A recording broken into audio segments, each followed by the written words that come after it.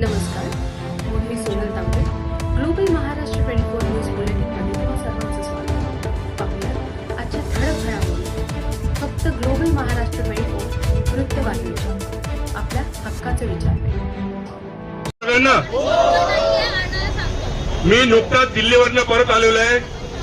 शेवटच्या आंदोलनाच्या टप्प्यामध्ये 4 दिवस आणि शेवटच्या 20 तारखेच्या आंदोलनाचा मी साक्षीदार आहे. जय जय जय जय जय भीम, जय जय जय जय जय भीम.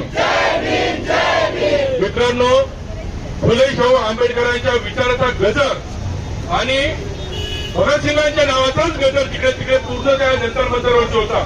ही ह्या गांधीजींच्या, आंबेडकरांच्या, भगतसिंगांच्या विचाराची ताकद आहे. या विद्यार्थ्यांना तिथल्या व्यवस्थेने खूप इन्स्टिगेट करण्याचा प्रयत्न केला, खूप त्यांना त्रास दिला, पण त्यांनी आपला संयम ढवू दिलेला नाही. मी त्याही आंदोलनामध्ये केवळ माझं वय बघता मी भाटुंगाला जे इंजिनिअरिंग कॉलेज आहेत, मी तिथे प्रोफेसर आणि हेड होतो 35 वर्ष. विद्यार्थी चळवळीतून मी आलेला आहे. त्यामुळे तिथेही त्या विद्यार्थ्यांच्या पाठीशी माझा खालीचा वाटा देण्यासाठी आलोय आणि याही युवकांच्या पाठीशी कायम ते जे करतायत त्या शिक्षण व्यवस्थेच्या साठी करतायत. बाबासाहेबांनी म्हटलं होतं, शिक्षण हे वाघिणीचं दूध आहे, जो पीर तो गुरगुरणारच.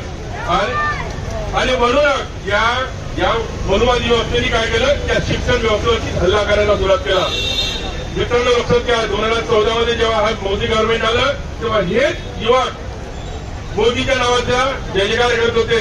आएगा तो मोदी, नमो मोदी. आणि मागच्या 10 वर्षामध्ये याच युवकांनी आता त्यांचे डोळे उघडले आहेत. त्यांना सगळ्यांना लक्षात आलेलं आहे. पण हे लक्षात घ्या, ह्या सरकार राजकारण्यांना ईडीची भीती दाखवू शकतं, सीबीआयची भीती दाखवू शकतं, या युवकांना कोणी घाबरू शकत नाही. पण हे भगतसिंगांच्या विचाराने प्रेरित झालेले असे हे युवक आहेत. हे विद्यार्थी हा बदल घडवून आणतील.